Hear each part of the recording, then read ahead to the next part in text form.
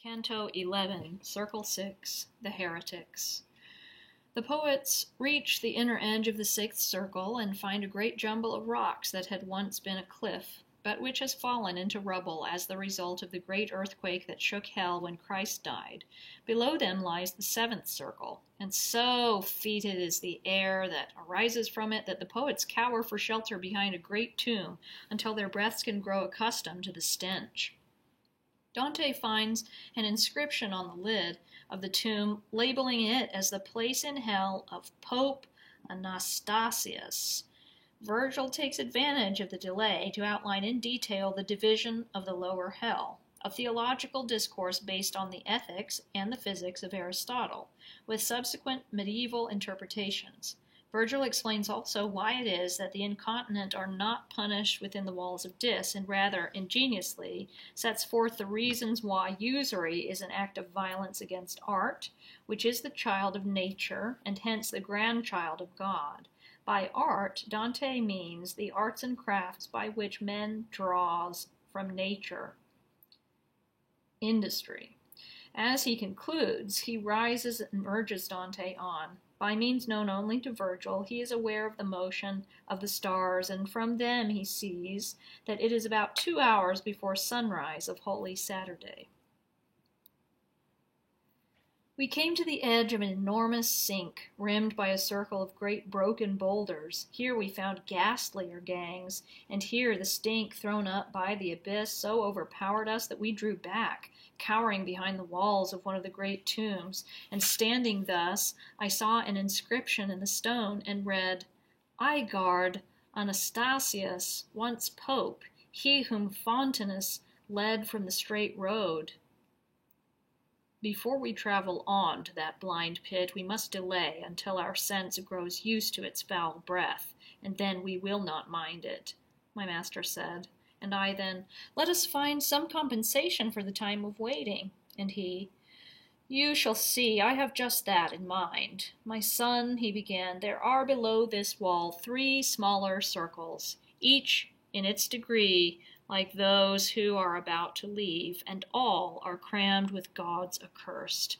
Accordingly, that you may understand their sins at sight, I will explain how each is prisoned and why. Malice is the sin most hated by God, and the aim of malice is to injure others whether by fraud or violence. But since fraud is the vice of which man alone is capable, God loathes it most. Therefore the fraudulent are placed below, and their torment is more painful. The first below are the violent. But as violence sins in 3 persons, so is that circle formed of 3 descending rounds of crueler torments. Against God, self, and neighbor is violence shown. Against their persons and their goods, I say, as you shall hear set forth with open reason, murder and mayhem are the violation of the person of one's neighbor, and of his goods, harassment, plunder, arson, and extortion. Therefore, homicides and those who strike in malice, destroyers and plunderers, all lie in that first round, and like suffers with like. A man may lay violent hands upon his own person and substance, so in that second round, eternally in vain, repentants moan the suicides, and all who gamble away and waste the good and substance of their lives, and weep in that sweet time when they should be gay. Violence may be offered the deity in the heart that blasphemes and refuses him, and scorns the gifts of nature, her beauty and bounty. Therefore, the smallest round brands with its marks both Sodom and Cahors, and all who rail at God and his commands in their hearts dark. Fraud, which is a canker to every conscience, may be practiced by a man on those who trust him, and on those who have reposed no confidence. The latter mode seems only to deny the bond of love which all men have from nature. Therefore, within the second circle lie simoniacs, sycophants, and hypocrites, falsifiers, thieves, and sorcerers, grafters, pimps, and all such filthy cheats. The former mode of fraud not only deities denies the bond of nature, but the special trust added by bonds of friendship or blood ties. Hence, at the center point of all creation, in the smallest circle on which Dis is founded, the traitors lie in endless expiation. Master, I said, the clarity of your mind impresses all you touch. I see quite clearly the orders of this dark pit of the blind. But tell me, those who lie in the swamp's bowels, those the wind blows about, those the rain beats, and those who meet and clash with such mad howls, why are they not punished in the rust-red city if God's wrath be upon them? And if it is not, why must they grieve through all eternity? And he, why does your understanding stray so far from its own habit? Or can it be your thoughts are turned along some other way? Have you forgotten that your ethics states the three main dispositions of the soul that lead to those offenses heaven hates? Incontinence, malice, and bestiality, and how incontinence offends God least and earns least blame from justice and charity. Now, if you weigh this doctrine and recall exactly who they are whose punishment lies in that upper hell outside the wall, you will understand at once why they are confined apart from these fierce wraiths, and why less anger beats down on them from the eternal mind. O sun which clears all mists from troubled sight, such joy attends your rising that I feel as grateful to the dark as to the light.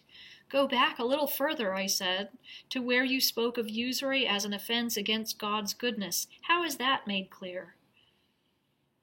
Philosophy makes plain, by many reasons, he answered me, to those who heed her teachings, how all of nature, her laws, her fruits, her seasons, springs from the ultimate intellect of its art.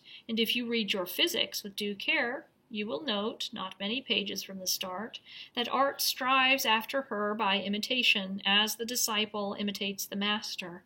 Art, as it were, is the grandchild of creation. By this, recalling the Old Testament near the beginning of Genesis, you will see that in the will of providence man was meant to labor and to prosper. But usurers, by seeking their increase in other ways, scorn nature in herself and her followers. But come, for it is my wish now to go on. The wheel turns, and the wain lies over Charos. The fish are quivering low on the horizon, and there beyond us runs the road we go, down the dark scarp, into the depths below. Canto 11 notes. Line 2, broken boulders. These boulders were broken from the earthquake that shook hell at the death of Christ. Line 3, the stink. The stink is, of course, symbolic of the foulness of hell and its sins. The action of the poets in drawing back from it and their meditations on the nature of sin are therefore subject to allegorical as well as to literal interpretation. Lines 8 and 9. Anastasius and Photinus. Anastasius II was pope from 496 to 498. This was the time of schism between the Eastern Greek and Western Roman churches. Photinus, deacon of Thessalonica, was of the Greek church and held to the Acacian heresy, which he denied the divine paternity of Christ. Dante follows the report that Anastasius gave communion to Photinus, therefore countenancing his heresy.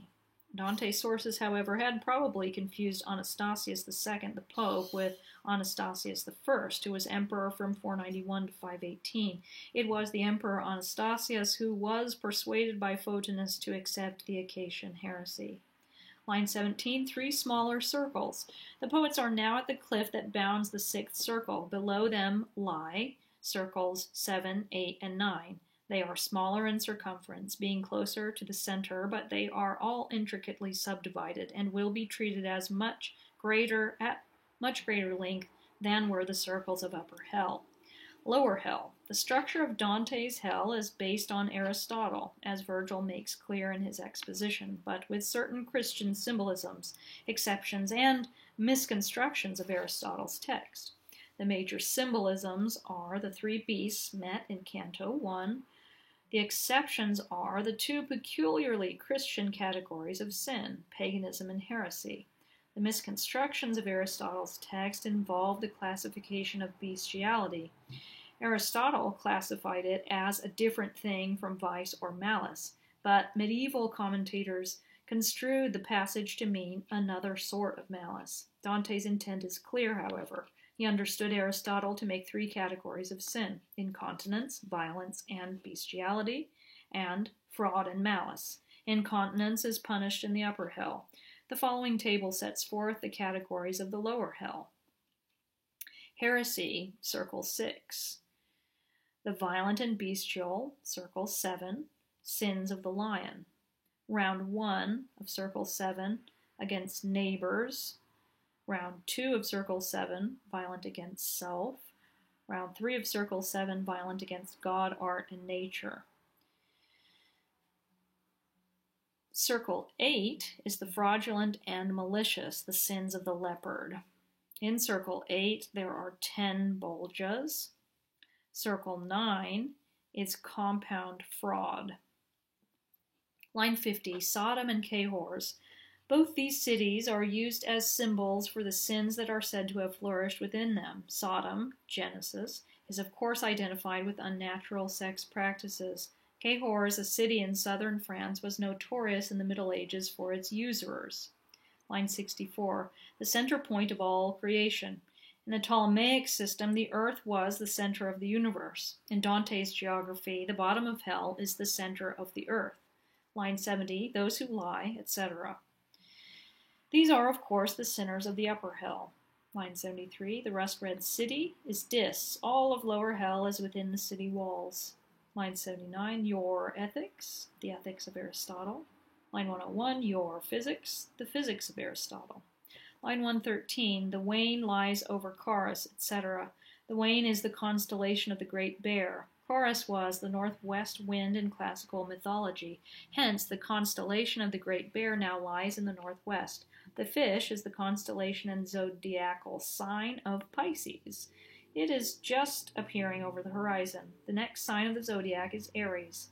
We know from Canto 1 that the sun is in Aries, and since the 12 signs of the zodiac each cover 2 hours of the day, it must now